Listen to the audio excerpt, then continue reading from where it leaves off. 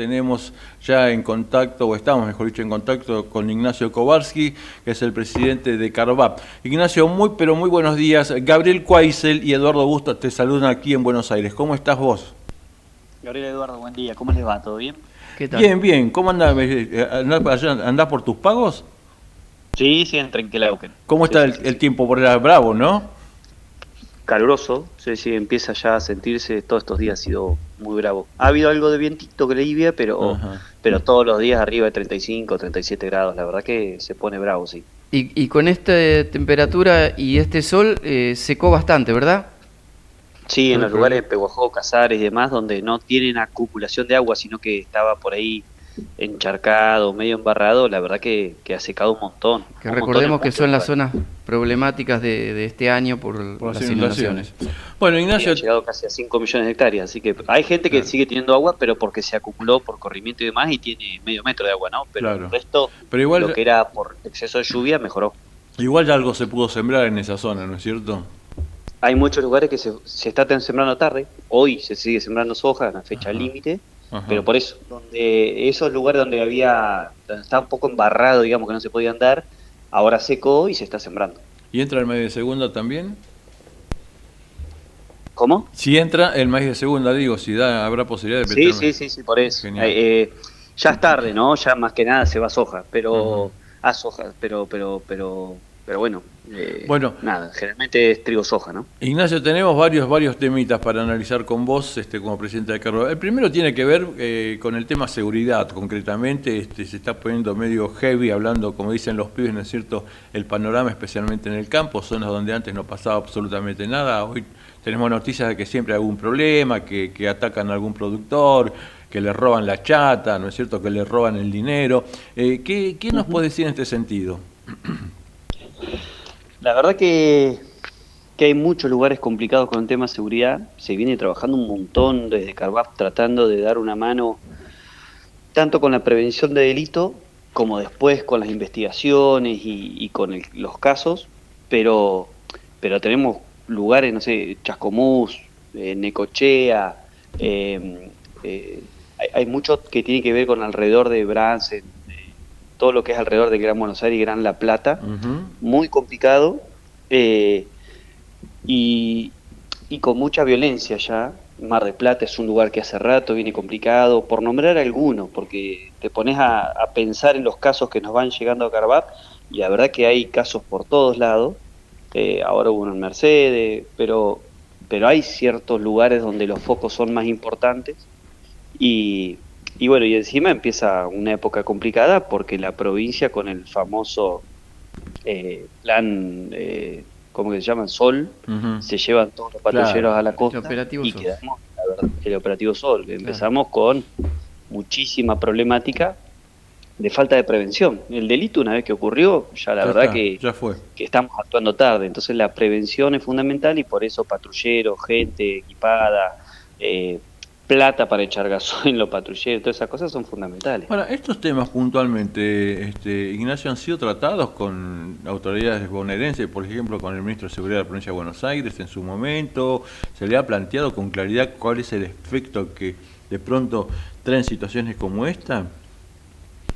Claro que sí. Nosotros todo el tiempo hemos tratado, primero intentando que las patrullas rurales tengan partidas presupuestarias propias. Eso las patrullas rurales fueron creadas por una resolución ministerial, no es por decreto, o sea, no tienen ley propia, lo cual hace que no tengan independencia presupuestaria. Entonces, ahí ya hay un tema que siempre estamos peleando por presupuesto, y cuando hablas con los patrulleros y se reúnen con los superiores, los patrulleros no necesitamos bárbaros, no necesitamos nada, porque hay ahí la gente que está en territorio no se anima tanto a sus jefes a decirle que tienen problemas de gasoil, de hojas para imprimir en la impresora, cambiarle chapa a los lugares donde están. Todo eso lo hacen las rurales. Las camionetas la provincia, la verdad, entrega 2 patrulleros a sacar la foto, pero después no tienen plata para el gasoil. O sea, es un tema.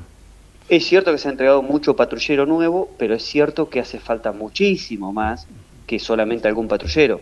Entonces, hay mucho que trabajar ahí, mucho territorio cubierto por poca gente y poco patrullero. Entonces, los lugares calientes, el mapa del delito es fundamental, por eso también... Ustedes habían hecho un mapa del delito, si no recuerdo mal, ¿no?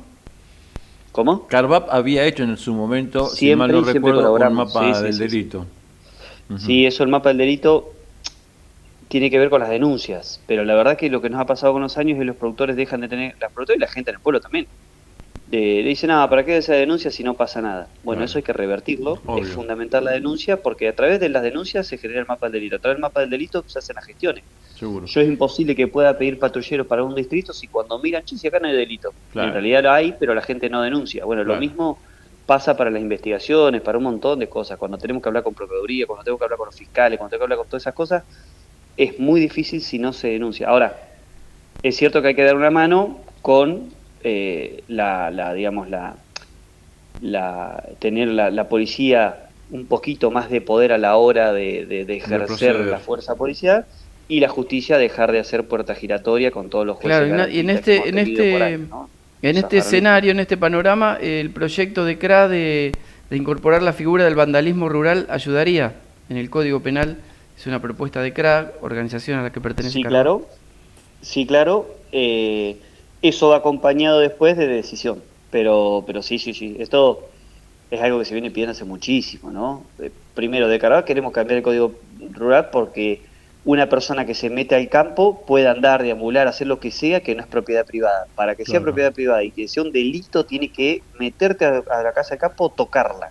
Si no, es una infracción nada más. Y eso es una locura. ¿Quién puede en el pueblo meterse al patio de las casas y que no sea un delito? Obvio. Entonces, eso es lo mismo, porque sea un campo y sea abierto, no quiere decir que no sea de alguien. Si hay un alambrado y hay una tranquera y vos tenés que saltarlo para entrar, quiere decir que es de alguien. Bueno, eso lo estamos cambiando, estamos con mucha esperanza de que se haga. Eso va a traer, mucho avance en el tratamiento de la prevención, ¿no? Pues ya podés denunciar y ya esa persona es aprendida. ¿Y qué de las tasas municipales, Ignacio? Que es un tema también que se viene reclamando hace muchísimo tiempo, ¿no? Tremendo. Hay como una sed de los municipios por impuestos, seguramente porque se cortó el chorro de la impresión de moneda, entonces no hay más partidas como tenían antes de plata y plata, porque la plata se fabricaba. Entonces están sedientos. No son todos los que pudieron ser eficientes, no son todos los que tienen las cuentas normalizadas, entonces otra vez en el 24 pasó y ahora en el 25 también, los municipios les acuden a las tasas como locos, tenemos teniendo aumentos pero que no son explicables, que incluso aumentan tasas pero no explican los gastos, lo cual para mí es lo grave. Cuando un municipio puede basar sus aumentos en mostrar los números, mostrar la necesidad, mostrar mejora en la propuesta, ahí sí, pero la verdad que los municipios aumentan, o dicho mostrarme los números, o sea, ahí hay un problema de gestión grave y es lo que hay que apuntar. Entonces, nosotros eso lo venimos viendo ya desde el año pasado, por eso en febrero de este año, del 25, hicimos un informe sobre tasas municipales hizo un ruido. Tremendo nosotros nos amenazaron hasta con carta de documento a algunos intendentes. Entonces, ahora, eso es fundamental discutirlo. Una preguntita más en función de esto. Parte de esos recursos no deberían estar afectados a financiar el gasto operativo de las policías, Ignacio, porque en algunos municipios te cobran una tasa de seguridad, y se supone que esos recursos deberían ser suministrados a la policía local, por lo menos como para mejorar un poco el tema de seguridad, ¿no? En cuanto a los recursos provinciales. Provinciales y municipales. Y en realidad la policía es de la provincia, pero y depende de la provincia, ¿no? Por eso sí es cierto que la provincia mantiene ciertas cosas y después pasa en general dinero para seguridad, pero eso tiene que ver más con algunas cuestiones como son las cámaras, con algunas otras cuestiones. La policía es provincial y la provincia debiera hacer los mantenimientos, los costos, absolutamente todo. Entonces, lo primero que hay que revisar es, antes de pensar en si está bien o no la cantidad de dinero más, es cómo se usa el dinero y dónde va. Porque de nada sirve crear tasas nuevas o pensar en algo si todavía no estamos revisando de qué manera se gasta el dinero.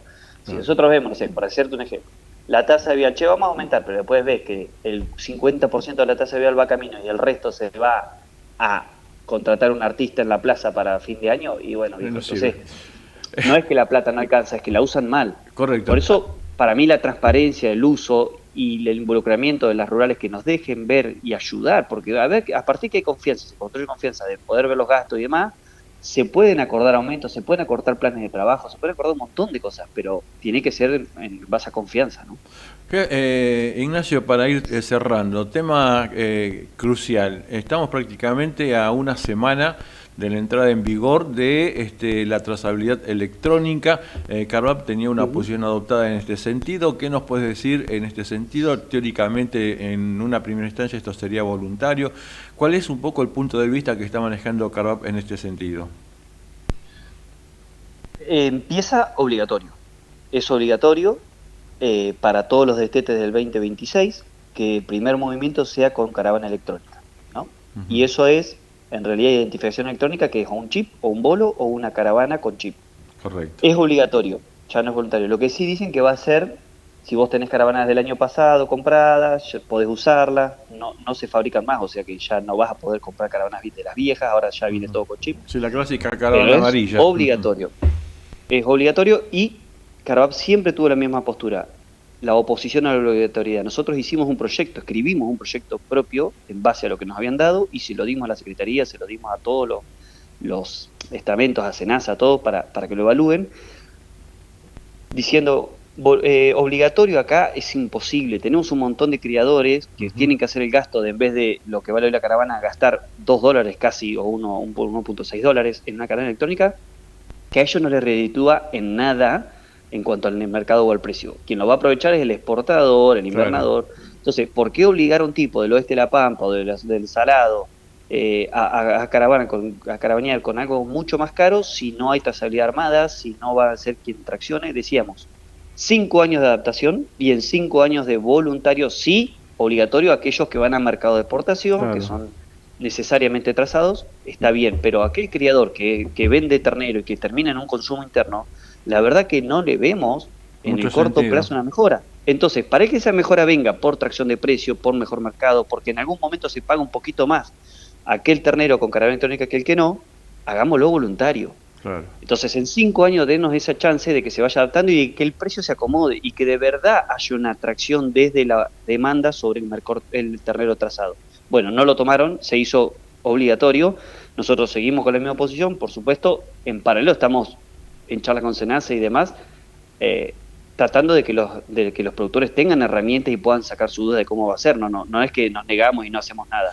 Estamos también tratando de dar talleres de cómo va a ser todo esto, porque hay mucha pregunta sin responder todavía. En algún momento, incluso si no me falla la memoria, Ignacio, se había hablado de algún tipo de financiamiento para la adquisición de las caravanas, ¿o estoy confundido? Sí, el primer proyecto que había dado de obligatoriedad a todo, porque esto es ternero, el primer proyecto era de trazabilidad electrónica y de caravaneo a todas las categorías, todo, novillo, vaca, todo lo que estaba en el campo había que caravaneo, y ahí lo iba a pagar el Estado, porque en algunos lugares, en Uruguay, te lo da el Estado la caravana electrónica, ¿no? Claro. Entonces, eso después cayó porque no anduvo la licitación, porque hubo varios problemas, y hoy cuando volvió el proyecto nuevo, hoy no digo, cuando en mitad de año volvió el proyecto nuevo, ya vino solamente para terneros y que lo paga el productor. Pero acá hay muchas preguntas sin responder, porque el sistema digital todavía el SENASA no está, porque no se sabe cómo va a ser la trazabilidad del frigorífico y cómo va a llegar a las góndolas, hay mucho sin responder. Me río por dentro, Ignacio, y con esto vamos terminando, porque me estoy acordando, estoy asociando esto, la trazabilidad electrónica, con la famosa resolución 1115 de la Unión Europea, ¿no es cierto?, la no deforestación. Incluso terminaron postergando la vigencia de esta resolución porque todavía ellos no tienen afinado el sistema como para poder verificar si efectivamente lo que sea carne o soja viene de zonas no deforestadas, ¿no? Sí, eso es todavía más grave porque desde Europa legislan algo que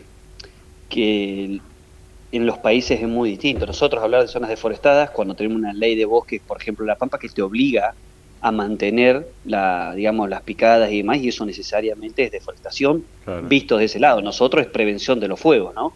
Es que el fuego se detenga y no avance sobre toda la provincia de La Pampa. Para eso tenés que tener las picadas, que quiere decir mantener que los bosques tengan una circunferencia con tierra pura, para que si agarra un rayo, cae y prende fuego, en un momento se detenga porque no hay más material incendiario. Ahora, Eso, visto desde Europa, es deforestar. Y no debe haber país que haya forestado más que la Argentina. Todos los árboles que ven en las ciudades lo puso el hombre, no estaban. O sea, nosotros no deforestamos, forestamos. ¿Hay algún lugar donde hay que hacer un miramiento porque hay problemas? Hay que poner foco ahí, pero las decisiones ambientales no son, digamos, partidarias de un solo continente. Las decisiones ambientales son mundiales y se tienen que tomar en consenso, donde todos los países pueden opinar y se legisla en consenso, porque Europa no nos puede señalar con el dedo, y en todo caso, Argentina tiene que estar muy bien preparado técnicamente para refutar todo eso y discutir. Hay algo que tiene que ver con también presiones ambientales dentro de Europa que los mismos farmers, los mismos productores, claro, por eso le exigen al gobierno que lo exija para afuera. Y ahí es donde todo choca, ¿no?